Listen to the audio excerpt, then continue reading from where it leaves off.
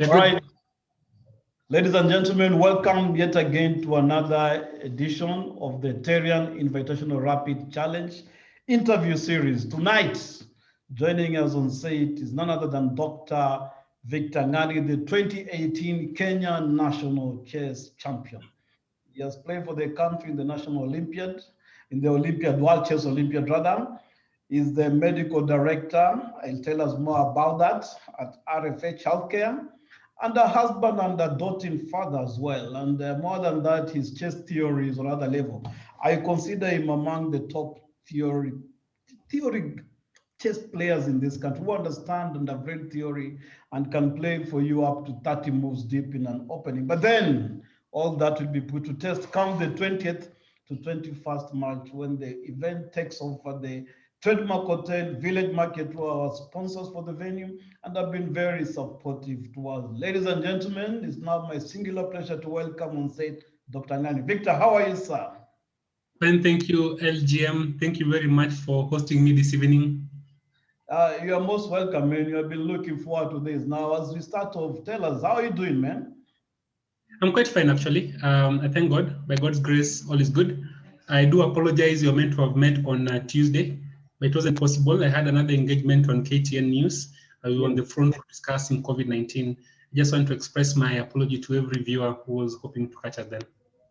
How is it right now, being on the front row and knowing what's happening? Briefly tell us about the COVID situation. Yeah, it looks a bit better now, but then I'm urging caution if you watch the interview, because late December, early January, most of January has been on the low. But then lately I'm seeing one or two cases coming up, and I think that frequency is a bit alarming. So the next 3 to 4 weeks will tell us whether we can be confident about the direction we've taken. There's a bit of concern on my end, and I think we may see this coming to play out. And therefore, let us be cautious. And in particular, I keep urging, let us protect the vulnerable. Who are these? People above age 65, those who have high blood pressure, diabetes, cancer, any cause for immunity being lower than normal.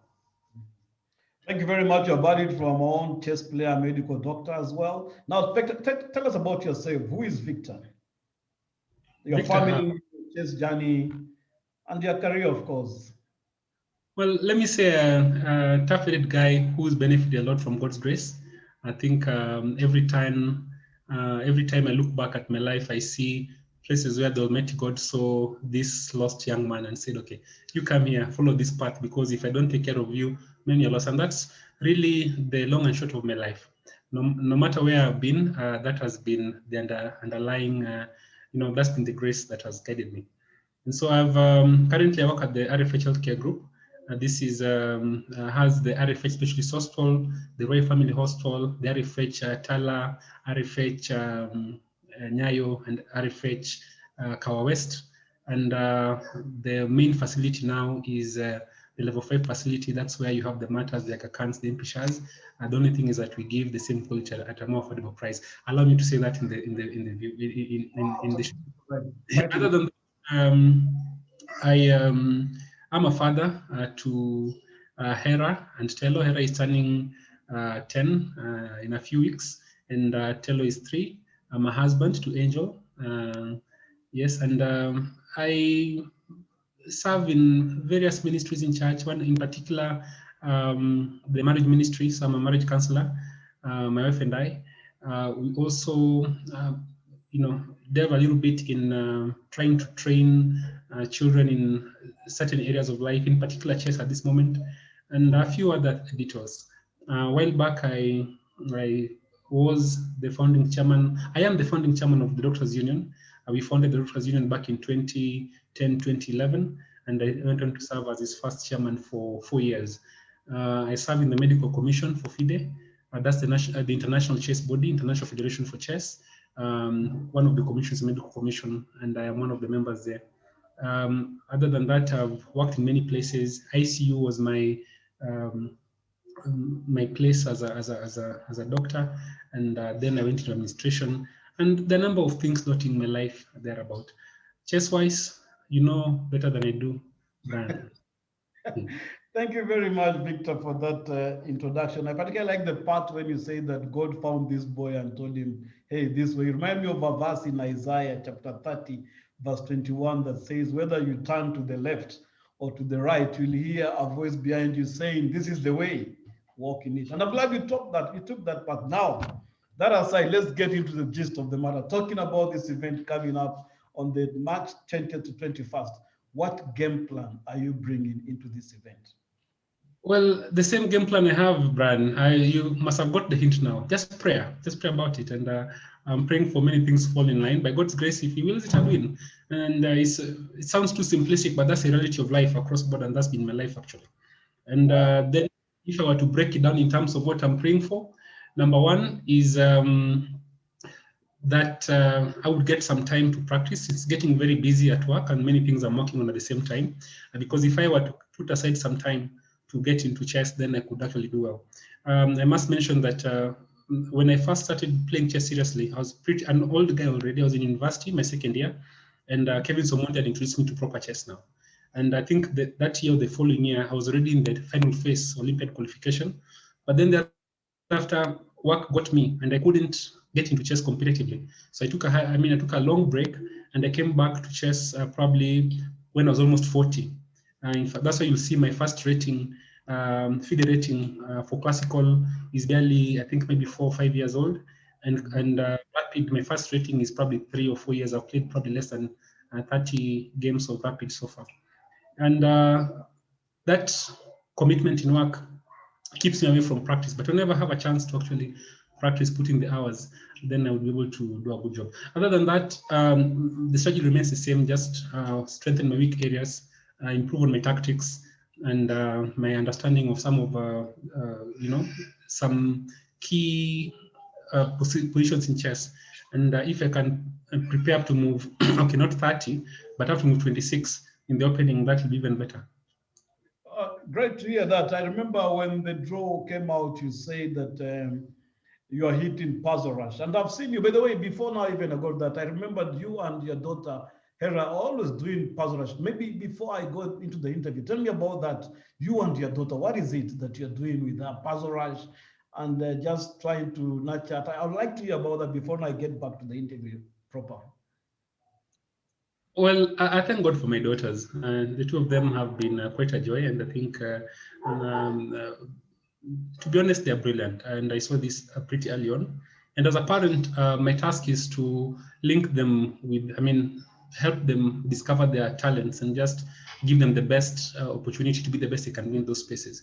Hera in particular, her way of thinking in life issues, not chess, was quite astounding. She was very logical about it. She was able to put together really complex, apply complex logic to very simple things in life. And I thought she'd do well in chess, and it's turned out to be the case. So I've been slowly trying to get her interested in the game, and I'm her personal coach. And yes, I'm teaching her tactics. This is part of that journey to make her the best she can be in life. Great, that's fantastic. Just train properly because I'm going to throw a challenge. I really want to feel a weight. Now, back to the event. I remember you saying you have 2 months to exhaust the Naidov and the French, particularly for game one, because your opponent in game one is your successor to the national championship, Mehul Gohil Gorilla. And yet you say you haven't found time to do that. And Mehul, when you say that, he immediately hit back at you and says it won't matter how much you spend cramming, you'll be outplayed. Victor, what do you have to say to that? Mehul is Mehul. You know him. He's exceptional in, is it the verbal side of things?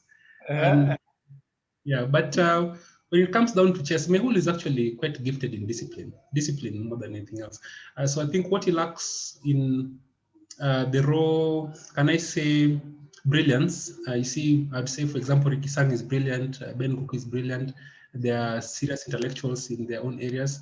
Mehul may not have the same gift as Ben or Tricky, and so he has to work extra hard.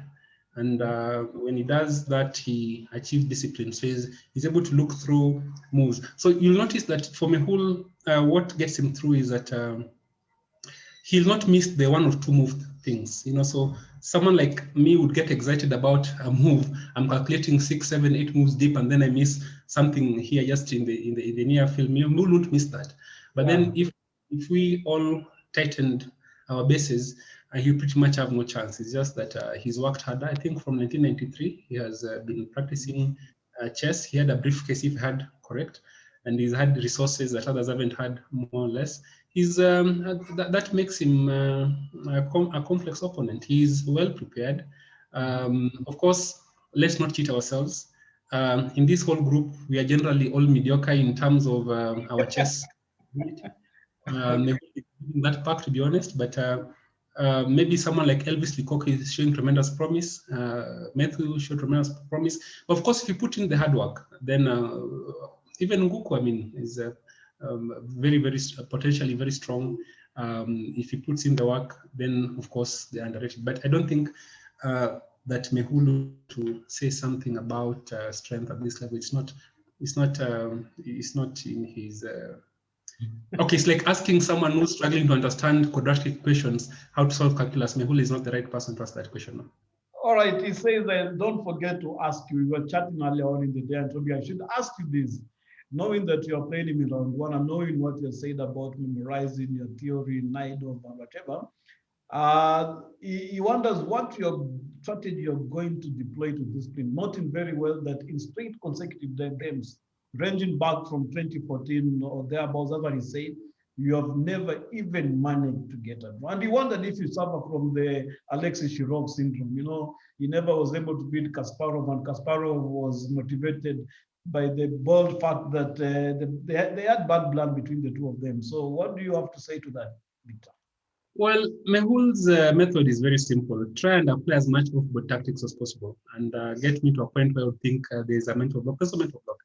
There's no single, I remember the question about Mehul's games, he's very resilient, as I said. So whereas many players will miss a single move, two moves, Mehul will never miss that. But if you review every single game, he basically didn't understand what was going on at any stage. I remember Machakos Open, for example. It looks fairly a very deep combination, and he's pretty much lost. But then for some reason, I make one of these holders, and that's been my standard. That's why I'm doing tactics, because I basically demonstrate now chess is supposed to be, and then at the end of it, then I sort of make a technical blunder that Mehul will not make. Tactical meaning that a simple sequence, while you have really taken up everything, the same would happen. Whichever game you look at, I don't think there's any time where Mehul has had an advantage out of the opening. It comes on tactical blunder, and then every time actually he's losing -3, -4. But then I need to close that. So to him, I give him the procedure. I think 3 games, maybe 3 about. I think in Bungoma, in a qualifier, All Africa Games, and Machakos. And in all games, actually, okay, except for Bungoma, where I made a mistake quite early, but it was still a drawn position. Maybe I could even have gotten an advantage. The other 2, he had no clue what was happening. And then I gave him a gift. So it's important for those who are watching to understand in chess, you have to be consistent. So even when you're winning, it's not one. You have to be careful that your opponent can do a sneaky move in between, and you have to be careful. You can't play a sifu from Teremko, which is what he was doing, where you find, okay, there's no position here. Then you discover, my goodness, there's a position. And that one move takes away your whole advantage. Great. So I'm taking that these are off-board tactics. And if anybody were to ask why I'm speaking as if out of character, it's because for Mehul, it's this is like that boxing thing where guys are, sizing at each other at the press conference. So I like that, yeah.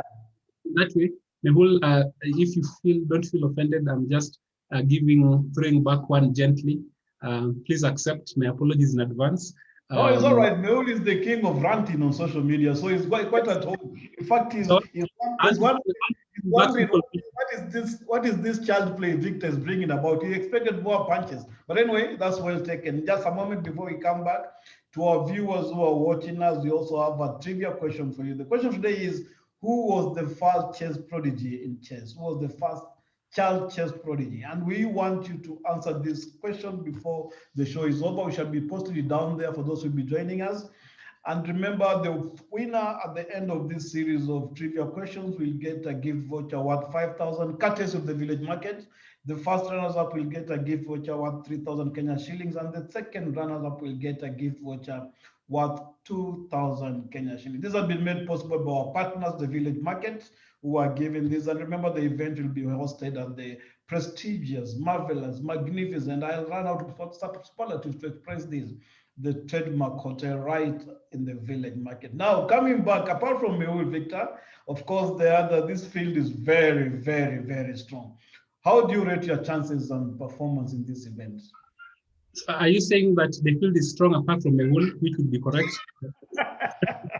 Or you're saying the semantic? I just said all the players, the field is strong. I don't know.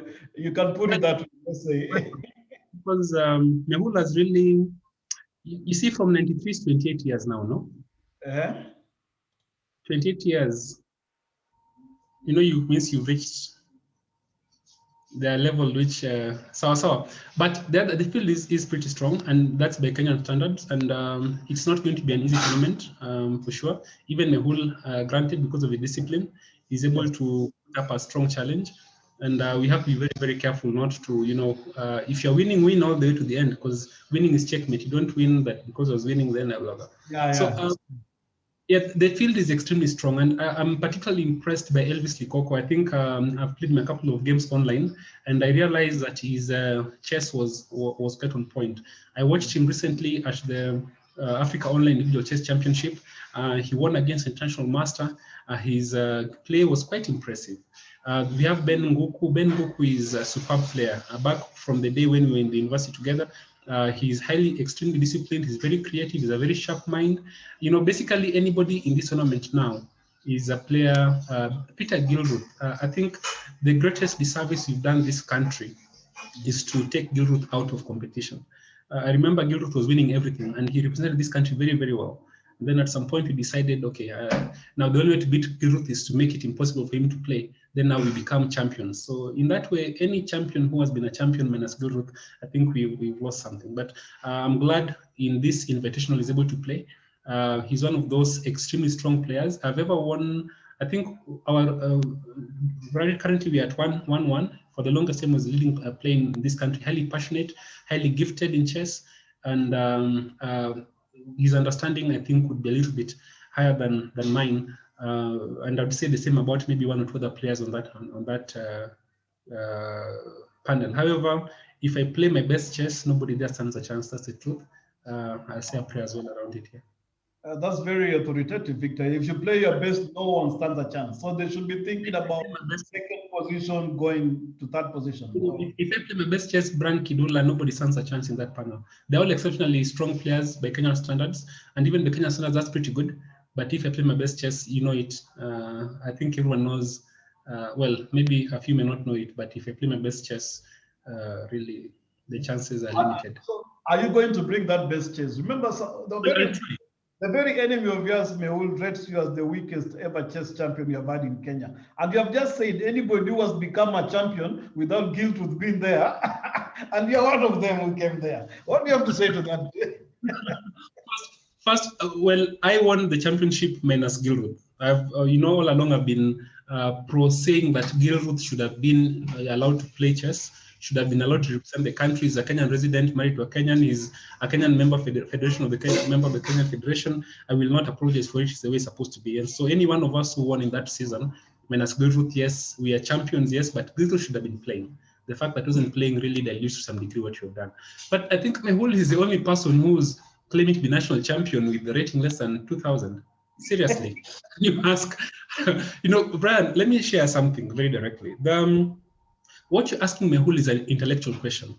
It's not a question, it's not sort of an easy one-on-one question. So you'd expect that you're asking somebody who has a track record of intellectual. If you asked Ben this question or Tricky this question, and they gave the answer that Mehul gave, then maybe, okay, I'll look back. But again, seriously, tell me somebody else who's more serious. I mean, come on. Remember Mehul is ranked 8th in the country, just at 1991, 10 points above you at 1991. And Tricky, the one we are referring to, Tricky Sang, is 7th at 1991. So what are you saying that Mehul, and or you want to tell me ratings lie, or because you haven't played a tournament, or well, they keep if you look at the time that was a national champion, for sure that wasn't the case at all. I was already much higher. I'd put in the practice. I was, I think, 20, way above 2000. So again, when you call me national champion, call me national champion with a rating above 2000, not below 2000. Obviously, the last years I've not been able to play chess much. I have not practiced. I'm way below my strength. And way below my strength, by the way, the last national championship, I just woke up and came to play. And Really? really, I just woke up and came to play. And now you see, I'm just a few points behind the national champion directly, minus practice. What does that tell you? I think minus a card that you won has been the national champion 2019. Yeah, and thanks to Chess Kenya, that became. In fact, I think if anybody, well, I'll say I'm the luckiest in terms of a championship because I think I met my pastor, so that was pure luck, and my pastor prayed for me that I win the championship. But then, in terms of the least capable, still goes to no. Tell me, you mentioned about that. Remember, in the national championship, I played all games undefeated. Was it 9 rounds? My opponents included Matthew Kenegeni, who's one of the strongest players ever, Ben Nguku. Really, so it's very hard to say. It's just that year, well, my pastor prayed for me to win, so I won. And I'd practiced quite a bit. And when that happens, some of the chess games, you'll review them. They're quite decent. I don't think... I've gone through some of them, Victor, and as you said at the beginning of the show, it's going to be about prayer. So I ask you, because you said if you bring your best game, look for that pastor, call him up just before the tournament, and let him pray for you again. We see Amen. how lightning will strike twice. Now, I've been seeing also you doing some reviews, you talked about Dante Bukes, the young IM from Namibia, and you analyzed, I saw you analyze on your YouTube channel, which is about, I think, the largest in the chess circle following. You have around 3,500 followers or something. And I follow your analysis of the games. And I saw you dissecting that game where Dante Bukes did bad things on the board to Harold Wanyama. What do you want to say about such talent? And what do you need to do in the country of Kenya to be able to bring up such players on the scene? Well, if you look at what Dante did, I think at around move 15 or 16, he played bishop takes f7. And from there, I mean, it was sacrifice after sacrifice after sacrifice. And McHugh, by the time he's sacrificing a bishop, he'd sacrifice a pawn. It's just brilliant talent. And my view has always been this. There's tremendous chess talent in Kenya. There's a child somewhere who is gifted in chess. The problem is this child is not linked to opportunity. They are probably playing pushing a mkokoteni somewhere, or they're doing something else unrelated. And our role is to get as many children as possible playing chess, and then to guarantee those children opportunity so that regardless of your economic background, you're able to access resources. Bran, please pardon me, let me just address some noise on the background. Just one moment. My apologies. Right. He addresses the noise. We want to remind our viewers that the trivia question for today has been posted down there.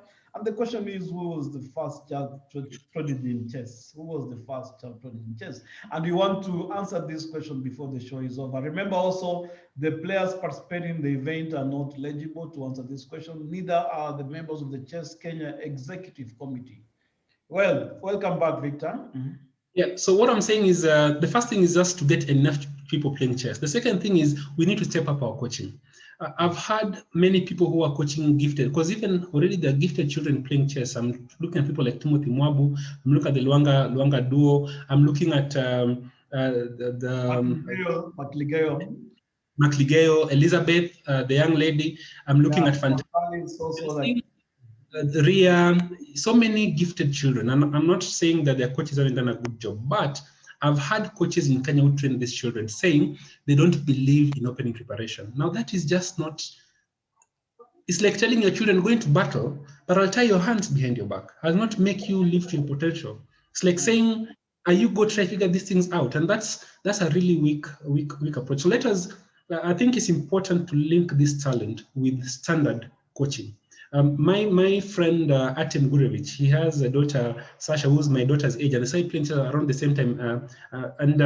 Already he linked his daughter to a Russian coach, and you can see the games translate. I mean, they're just brilliant. Some of the games are really good. So we need to give proper instruction to these children.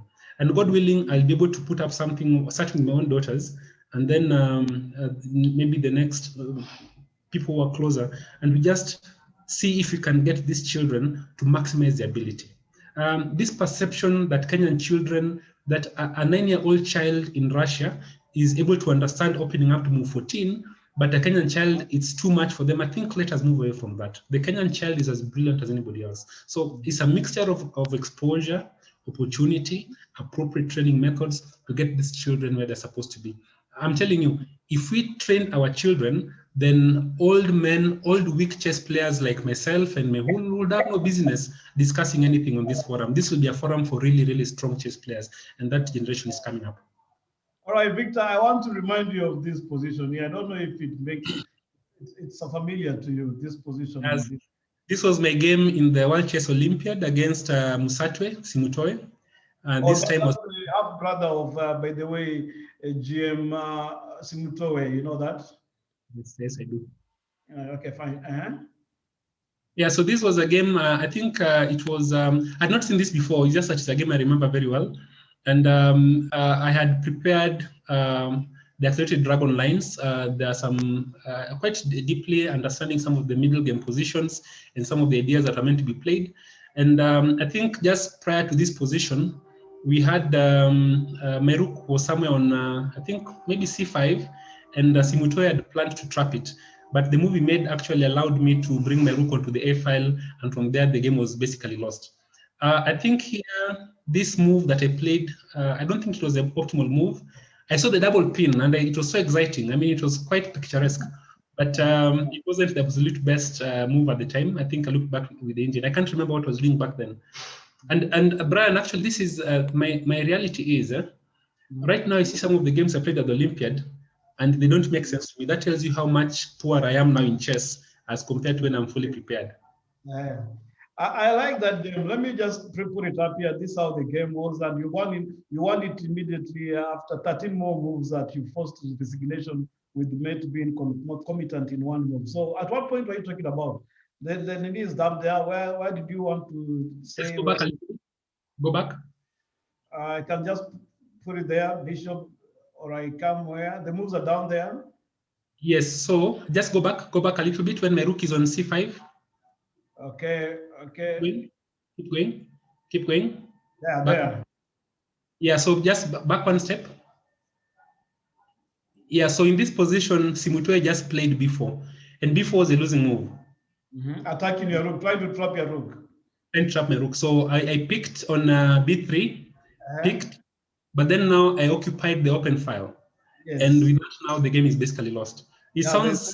Rooks belong to open or semi-open files. After this, he tried to double his rooks, but I think this is how the game went. I liked how it did, exchanging the heavy pieces one and then attacking from there.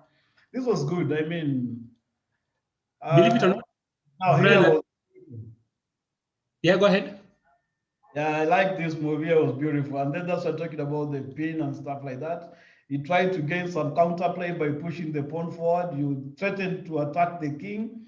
And I think it became roller coaster. You're not even fearing it's about to go on queen anyway. Yeah, at this level, I computed this all the way to the end, and I knew there was nothing to worry about there. He actually managed to queen and try to create some nuisance, but you were able to escape. And from here, I like the way you executed the mate. At this point, he threw in the towel, knowing that he only had one move, bishop to g4, and then it was going to be curtains. Well done, Victor. That was good play. Now, with such kind of memory, remembering your position, you know, it's good that sometimes players don't remember their position. And I was here, the national champion. He could not remember who he played against because he said the position was arising many times. What does it take for people to develop their memory in chess? Well, I'm not sure. Well, for this particular game, it was because it was at a time when I paid a lot of attention to chess. It is all along Zambia has considered itself stronger than Kenya, and had I not won this game, Zambia would have beaten us yet again. So when I won this game, we drew 2-2 in the World Chess Olympiad, and I think it sent ripples all across Africa. And everyone would come because Musati was much higher rated than me. Was rated 2047, was rated 2200 plus. Actually, he's a master level player. The reason why that sticks is because it's a game I sort of paid attention to, and we don't do that a lot in, and reviewed the game thereafter. I think that's the real difference. And if you showed me other games from that tournament, I'll definitely remember them because it was a time when we were paying attention to the games, reviewing the games. And I must say, at that time, I remember reading some comments from some jokers in Kenya who was supposed to be in support. But in their view, they felt we'd gone for a vacation. Yes, Had they known, just tourists. just tourists, you know, in this event, it was, and we made a tactical mistake. I wasn't very experienced, and the games would start in the afternoon, around 3 p.m., and then go all the way until around 7 or 8 or even 9 p.m. Then you go back to the hotel and eat. Then now you know the team you're playing the next day. So you have two potential opponents. So we'll be practicing until around 3 in the night, studying. Following morning, you wake up and go to the gym. Then at around 10, you have the actual person you're meeting. Then you go back and hit the books. And what we later realized was towards the end of the tournament is that this was causing exhaustion. By the time you're going to play round one, you're completely exhausted. That's why you'll find amazing games played. Like my last round game, I think it was just I was checking with the engine. It was brilliant all the way up to move 20 something. Then a single move blunder because you're thoroughly exhausted. But yeah. Just want to finish up. I'll ask you. Yeah, basically. So I think it's important that I should raise it in this discussion that when you see the national team playing out there, what you need to do is support them. It's something that even recently, I know I made a comment about the team we had, but it's important that when that's done, you support the team because it's hard enough being in that space. It's not tourism. I saw people I know routinely love drinking alcohol and partying, and I would see the same people on the treadmill every morning. That treadmill in Georgia, nobody had ever touched it. We are removing dust, but every morning you'll find the whole team sitting there. I remember in that tournament I met PDM, who's a very, very strong player, and he just whitewashed East Africa. Then he sat down, and for 2 games I was winning on the board, he was winning on time, and we agreed on draws for 2 consecutive games. So if we put in the effort, I think we really have tremendous potential and support our teams. That's the main point. Great. Prince Daniel Mulenga, FIDE Master, he calls himself the hope of a nation in Zambia. He's looking forward to becoming the next Grandmaster. Now, Victor, I've also been seeing you doing some chess commentary. I don't know, as you conclude, is that a line you want to pursue in future, or is this just a hobby? I remember we did with you one commentary during the 2019 Online Olympiad. And also you have done one when you did a trial for the Terrian Rapids again at the Minister of Horticulture. Is that something you want to pursue in future, or why do you like doing that? Well, Brian, I like many things. One, you'll find I've built a dog kennel out here. I fixed the SSD drive in my own laptop. I did it myself. Whatever I do on the live stream, I'm learning how to use OBS. I learned a bit of software programming. So a lot of things that I come across that interest me that would improve my, I mean, I just pick them up and see what is possible. And I just recently remembered that I could sew from home science in primary. So I'm going to teach my daughter to do things like this. So again, live streaming, the same thing. But it's an area that I want to just see what is possible. If I become something material, great. If not, then it's just a hobby that is actually quite good. I hope also at some point I'll be able to teach. I'll be able to teach other people chess the way, because you see, it's one thing to criticize existing coaches. You have to, show something different. And I'm hoping that through my channel at some point I'll be able to pick up a couple of things. That is you right there making a very good point regarding a position, I'm very sure. And you look very, very as Maurice Ashley, I think. And I like your incisiveness, Victor, and I want to encourage you as you nurture this talent in yourself, please pass the baton to the next generation so that you may be able to have a all-rounded chess fraternity doing great things. Now, Victor, as we come to the end of this show, what is your final word to those kids who are watching, to the parents who are also supporting their kids in chess, and to the chess players in general who like to improve their games? I know you've talked about opening. What is it that you want them to take home from you? Brian, one of the most frustrating things I see on the local scene is when we're analyzing a position and you hear people saying, you move here, you move here, you move here. You don't analyze a position like that. It's really a cancer in our chess. The principles of analyzing a position are very well established in resources. And you say, talk, for example, the pawn structure. Okay, start with material, of course. Look at the pawn structure, look at king safety, piece development, look at space, look at piece activity, and things like this. And so you'll hear grandmaster saying white is just winning here, and they're saying that not because they've analyzed variation 1 to variation 20, it's because of this feature of the position. And if we learn to understand chess this way, then you're able to make progress. If you watch online events, you'll realize that the grandmasters, Peter Leko is amazing, and he basically they're computing 2 or 3 moves ahead, but very accurately, or even maybe 4 or 5. But then it's more or less the ideas. They understand what's going on, and they're basically these changes in the features of a position, and that's what we've been lacking. And if we switch from this, I move here, he moves there, will actually be slightly better. Then move there. Just hold that thought as you say move here, move there. Remember of a story that happened in Kampala, Uganda, during the zonos when Gary Kasparov came through Kenya and went to Uganda.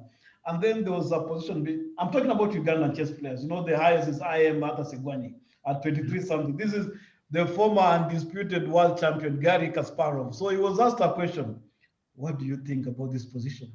So he did not answer for a long time until they discussed in their own vernacular. And then someone told him, we asked you what? He said that, I am thinking. I really remember that story and I laugh. I mean, Gary Kasparov should be able to say, he moves here, he moves here, he moves here. But he was thinking.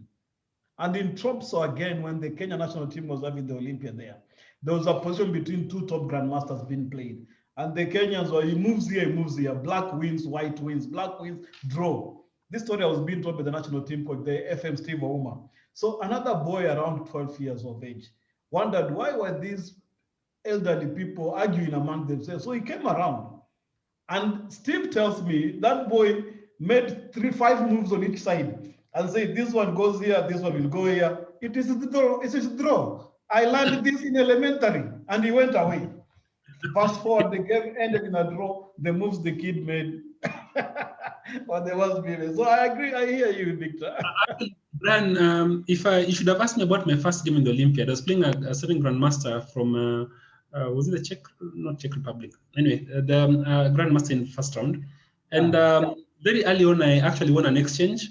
And then I misplayed the middle game a little bit, and he came back into the game. And then I lay a tactical trap that was a bit deep and actually was now much better. So at the end of the game, when I resigned, because I again made a miss the same way I make against Mehul, where I make a tactical mistake, very excited.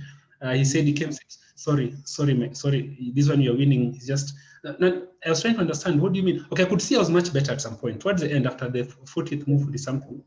But then he told me, you see, this bishop of mine is my linchpin. So just explain this bishop, and what can I do? What can I do? I'd offer a draw. What can I? And that understanding is what you're lacking, because then I go back and look and see, okay, indeed, this bishop is what was holding the grandmaster's position together.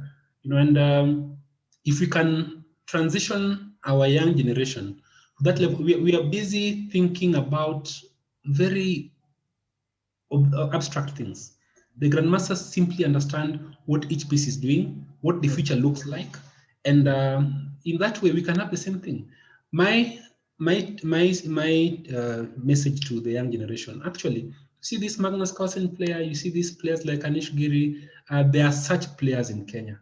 I believe that China and India have some of the cleverest people, and just after that is Kenya. Nowhere else. And it's true. Anytime Kenyans leave this country and go to the West in whichever field, whether it's in medicine, they will be at the top of wherever they are.